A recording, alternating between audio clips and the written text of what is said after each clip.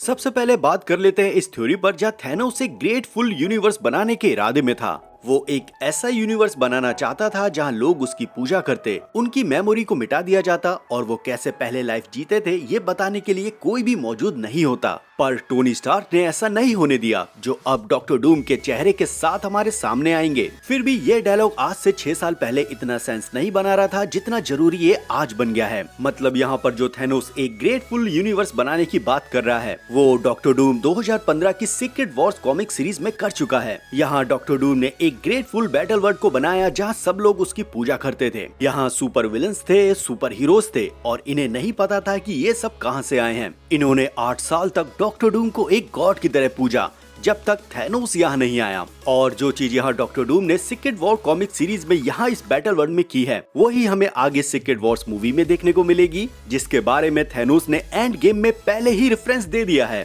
हमें ये भी क्लियर पता है कि बैटल वर्ल्ड में यही कांड आरडीजे डॉक्टर डूम करने वाले हैं। और थैनोस ने जब ये रेफरेंस दिया तब भी सामने आरडीजे आयरन मैन था। और इतने सालों से हम एमसीयू देखकर ये समझ चुके हैं कि इनका एक एक डायलॉग ऐसे वेस्ट नहीं होने वाला, खासकर तब जब इनका डायरेक्शन रूसो ब्रदर्स करने वाले हों। और हाँ, ये चीज भी रिसेंट में ही रूसो ब्रदर्स ने ये भी कंफर्म किया है कि टोनी स्टार्क की जो डेथ एंड गेम में हुई है वो डॉक्टर डूम के ओरिजिन का पार्ट है। मतलब एंड गेम में जो भी इवेंट हुए हैं वो डॉक्टर डूम की एक बैक स्टोरी जैसा काम करेंगे। अब इससे ये भी साफ होता है कि एंड गेम सिर्फ 616 पर हुई है, तो क्या आरडीजे डॉक्टर डूम 616 से है? और अगर वाकई ऑफिशियल न्यूज में ये बताया है कि टोनी स्टार्क की डेथ डॉक्टर डूम के ओरिजिन का पार्ट है, तो ये भी हो सकता है कि एंड गेम के बाद टोनी स्टार्क की सोल को डॉक्टर डूम के साथ कनेक्ट करके दिखाया जाए। वहीं जो मैंने आज से 9 महीने पहले ये थ्योरी दी थी कि डॉक्टर डूम इस मल्टीवर्स का नहीं बल्कि पिछले मल्टीवर्स का है, ह्यू रिमेंस ने डॉक्टर डूम की लाइफ को ऐसे रीराइट किया कि 616 पर उसे टोनी स्टार्क की लाइफ दी, ताकि जो 616 सेंट्रल यूनिवर्स है पूरे मल्टीवर्स का, उसे ये डॉक्टर डूम जिसको टोनी स्टार्क की लाइफ दी जा रही है वो इस 616 को और भी स्ट्रॉन्ग कर दे। ऐसा ही ह्यू रिमेंस ने कई कैरेक्टर्स के साथ किया है और लोकी की तो हमने 2 सीजन देख लिए हैं, लेकिन यहाँ हम सिर्फ बात डॉक्टर डूम की ही करेंगे। अब मेरे पास डॉक्टर डूम को लेकर एक और नई थ्योरी है जहाँ मुझे लगता है कि डॉक्टर डूम के पास वॉचर जैसी पावर होगी। मतलब doctor Doom science plus magic का मास्टर है और मे बी उसने कहीं वॉचर की पावर को एब्जॉर्ब कर लिया हो मल्टीवर्स के किसी एक कोने से। और अगर उसने वॉचर की पावर को एब्जॉर्ब नहीं किया हो तब भी वो मैजिक की पावर से ये कर सकता है कि जब वॉचर पैगी कार्टर पर पावर का यूज कर रहा था तब पैगी कार्टर के अंदर से अलग अलग वेरिएंट्स फ्लो हो रहे थे। यहाँ वॉचर के पास एक ऐसी पावर थी जहाँ किसी भी कैरेक्टर्स के जो पॉसिबिलिटीज से बने वेरिएंट्स हैं जिनको एक जगह एक बॉडी के थ्रू सिंपल देख सकते हैं। और अगर वॉचर की ये पावर किसी एक कैरेक्टर से बने इन्फिनाइट पॉसिबिलिटीज के वेरिएंट्स को मिटा सकता है, तो यही पावर इस कैरेक्टर से बने जो इन्फिनाइट पॉसिबिलिटीज के वेरिएंट हैं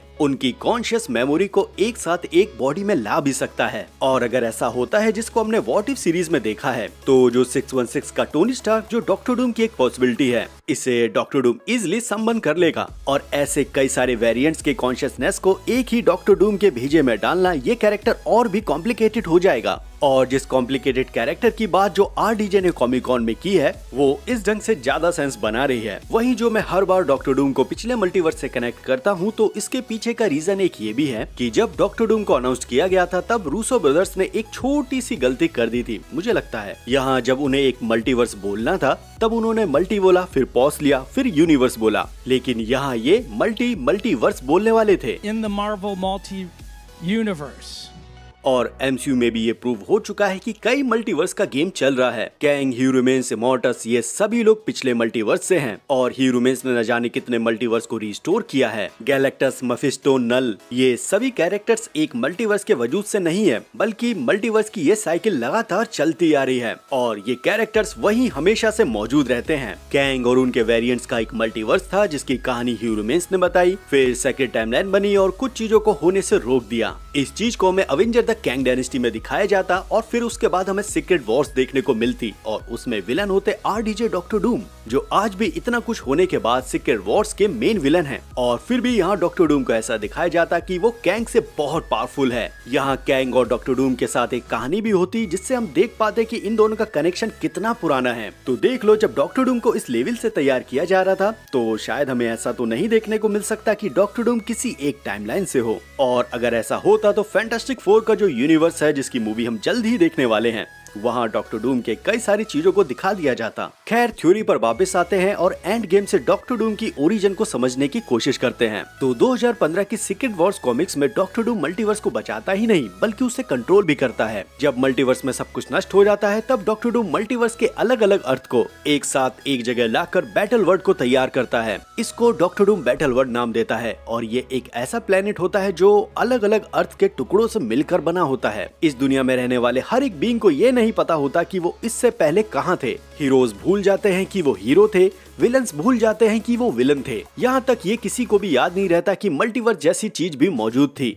डॉक्टर डूम यहाँ पर एक गॉड जैसा राज करता था। अब अगर थैनोस की उस लाइन पर वापस आए जहाँ थैनोस ने कहा था कि वो एक ग्रेटफुल यूनिवर्स बनाएगा, एक ऐसी प्लेस जहाँ लोग अपने पास्ट को भूल चुके होंगे, कोई कुछ बताने वाला नहीं होगा और थैनोस फुल इंचार्ज होगा। थैनोस की ये लाइन पूरी सीक्रेट वॉर्स के कॉन्सेप्ट पर बेस है। फिलहाल थैनोस ऐसा नहीं कर पाया और उससे पहले उसकी डेथ हो गई, लेकिन ये जो आइडिया था ये उसके साथ मरा नहीं, क्योंकि जब थैनोस ने ये कहा तब वहाँ पर कोई और भी मौजूद था जिसने ये सुना और इसे समझा, और वो यहाँ और कोई नहीं बल्कि टोनी स्टार्क था। शुरुआत से ही टोनी दुनिया को बचाने की कोशिश कर रहा था, चाहे वो अपने सूट से करे, एआई से या एक टीम बनाकर। बस टोनी की कोशिश यही थी कि खतरा होने से पहले खतरे को रोक दिया जाए। हर बार टोनी ने जब कुछ ट्राई किया वो उससे पहले फेल हो गया। अल्ट्रॉन, सोकोविया, सिविल वॉर, यहाँ तक कि टाइम डकैती भी उसका आइडिया नहीं था। टोनी यहाँ तक ये समझ चुका था कि हर चीज की हैप्पी एंडिंग नहीं होती, और अगर टोनी को थैनोस के थ्रू ये आइडिया मिलता है कि अगर वो एक ऐसे यूनिवर्स को क्रिएट करे जहाँ कोई खतरा ना हो और वो ग्रेटफुल यूनिवर्स बन जाए, तो वो जाहिर तौर पर सीक्रेट वॉर्स में बैटल वर्ल्ड के रूप में हमारे सामने आएगा। मे बी यहाँ पर यह भी हो सकता है कि जब टोनी ने स्नैप किया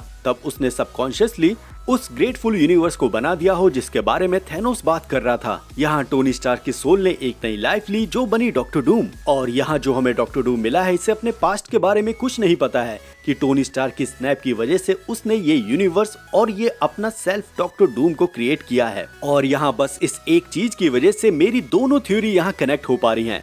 नंबर 1, टोनी स्टार्क की डेथ जो डॉक्टर डूम के ओरिजिन का पार्ट होगी। नंबर 2, ह्यूमन्स ने डॉक्टर डूम की जो सोल को यूज किया 616 पे टोनी स्टार्क की लाइफ को देकर, अब वही आयरन मैन को एक नई टाइमलाइन मिली है जिसे कोई भी मैनिपुलेट नहीं कर रहा। इसीलिए जो आयरन मैन का पार्ट था कि उसे डॉक्टर डूम होना था पिछले मल्टीवर्स की कहानी के हिसाब से, वो अब इस नए ग्रेटफुल यूनिवर्स में डॉक्टर डूम बनकर सामने आएगा। वहीं डॉक्टर डूम को लेकर कॉमिक से एक चीज ये भी साफ है कि जब डॉक्टर डूम को पावर चाहिए रहती है तब वो बुरा बन जाता है, और वो इस पावर की बदौलत और भी खतरनाक हो जाता है क्योंकि उसे लगता है कि वही एकमात्र सबको बचा सकता है। उसका ये तरीका ब्रूटल तो है लेकिन उसका इरादा सबको बचाने का भी है। बस वो एक खास तरह की व्यवस्था से सबको सुरक्षित करना चाहता है, और यही सेम चीज टोनी के पर्सोना में भी दिखाई देती है, क्योंकि टोनी का जो डर था कि सब पे कंट्रोल छोड़ देना या सब आउट ऑफ कंट्रोल हो जाना, ये पूरी दुनिया में केओस फैला सकता है। इसीलिए टोनी की जो लगाम लगाने वाली बात थी अवेंजर्स पर सोकोविया समझौता के थ्रू, वो भी यही सही साबित होती है। टोनी पूरी दुनिया के लिए एक कवच बनाने की कोशिश कर रहा था ताकि बाहरी खतरों से इस दुनिया को बचाया जा सके, पर ऐसा नहीं हो पाया।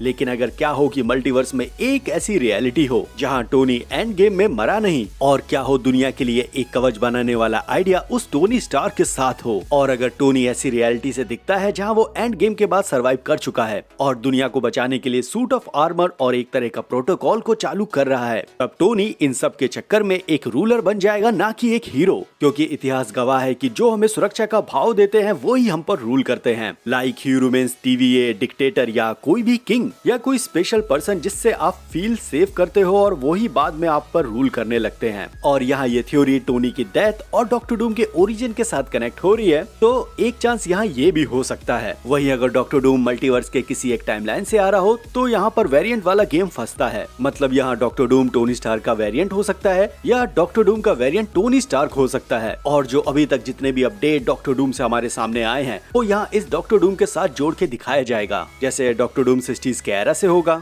मैजिक और साइंस को उसने मास्टर कर लिया होगा, और जो भी डॉक्टर डूम की ओरिजिन कहानी रहेगी वो फ्यूचर में टेक प्लेस नहीं करने वाली। सिंथिया वॉन डूम और वार्नर वॉन डूम जो डॉक्टर डूम के माता पिता हैं। इनके साथ डॉक्टर डूम की एक कहानी रही है जिसकी वजह से Victor von Doom Doctor Doom बन पाया। तो इन सारी चीजों को मद्देनजर रखते हुए मार्वल स्टूडियोज डॉक्टर डूम के ओरिजिन स्टोरी के साथ खिलवाड़ नहीं कर सकता। कॉमिक्स में डॉक्टर डूम का एक अलग ही दर्जा है और वही हम मार्वल सिनेमैटिक यूनिवर्स में देखना चाहते हैं। हम सभी ने टाइटन प्लेनेट पर वो मूवमेंट भी देखा जहां डॉक्टर स्ट्रेंज ने 14,605 पॉसिबिलिटी देखी और इनमें से जीतने की पॉसिबिलिटी सिर्फ एक ही थी। और जब इसका फाइनल टाइम आया तब टोनी समझ चुका था कि वो मूवमेंट आ चुका है और तब टोनी ने स्नैप किया। यहाँ डॉक्टर स्ट्रेंज ने टोनी के पाथ को पहले से ही निर्धारित किया कि वही एकमात्र है जो थैनोस को हरा सकता है। भले ही इसके बदले टोनी की डेथ होगी, लेकिन यूनिवर्स फिर से अपने रास्ते पर वापस लौट आएगा। लेकिन अगर क्या हो कि यहाँ पर डॉक्टर स्ट्रेंज थैनोस को नहीं रोक रहे थे, बल्कि उनके दिमाग में कुछ और प्लान था। और क्या उन्होंने उस फ्यूचर को भी देखा जो डूम्सडे नाम से हमारे सामने आ रहा है? क्योंकि यहाँ पर ये जो डॉक्टर स्ट्रेंज ने 14 मिलियन पॉसिबिलिटीज देखी है, वो सिर्फ देखी नहीं है, बल्कि ये ब्रांच टाइमलाइन है, फ्यूचर्स हैं और इस इवेंट्स के कई सारी और भी पॉसिबिलिटीज हैं जो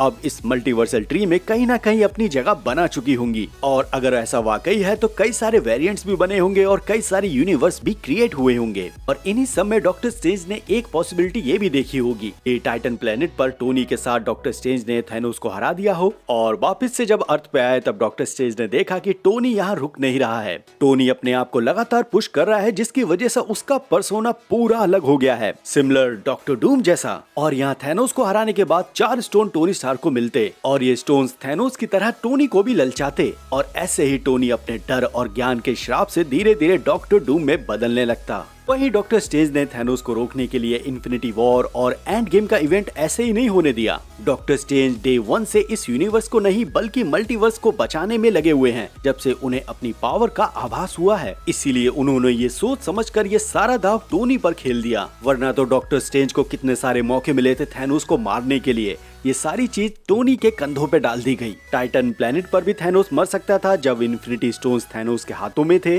और एंड गेम में भी आसानी से मारा जा सकता था जब थैनोस के पास इन्फिनिटी स्टोन्स नहीं थे। और एक मुद्दा ये भी है कि जब टोनी ने स्नैप किया और वो मरने की हालत में था, तब डॉक्टर स्ट्रेंज टाइम स्टोन का यूज करके टोनी को फिर से वापस से ला सकते थे। इसके पीछे की वजह क्या रही है और क्या डॉक्टर स्ट्रेंज ही जिम्मेदार बन गए हैं डॉक्टर डूम को क्रिएट करने के लिए? मे बी इसका आंसर हमें डूम्सडे या सीक्रेट वॉर्स में देखने को मिल जाए। पर ये चीज कि टाइम स्टोन को ऐसे ही थैनोस को दे देना, जबकि डॉक्टर स्ट्रेंज ने इस टाइम स्टोन के बदले किसी का भी सौदा नहीं किया था। दूसरा, एंड गेम की बैटल में डॉक्टर स्ट्रेंज का शांति से किसी कोने पे रहना और बस टोनी स्टार्क को नोटिस करते रहना उस मेन मूवमेंट के लिए। दूसरा, एक थ्योरी मुझे ये भी सुनने को मिल रही है कि डॉक्टर स्ट्रेंज ने टोनी स्टार्क को ऐसे मरने क्यों दिया। लोगों का कहना यह है कि डॉक्टर स्ट्रेंज जानते हैं कि टोनी आगे जाकर डॉक्टर डूम बनेगा, पर यह चीज इतना इजी नहीं है क्योंकि डॉक्टर स्ट्रेंज ने ये खुद कहा है कि जो फ्यूचर में होने वाला है अगर उसको पहले बता दिया जाए तो वो फ्यूचर में नहीं होता। तो अगर डॉक्टर स्ट्रेंज चिल्ला चिल्ला के सबको ये बता देते हैं कि आगे जाकर यही बंदा हमारा टोनी स्टार्क डॉक्टर डूम बनेगा,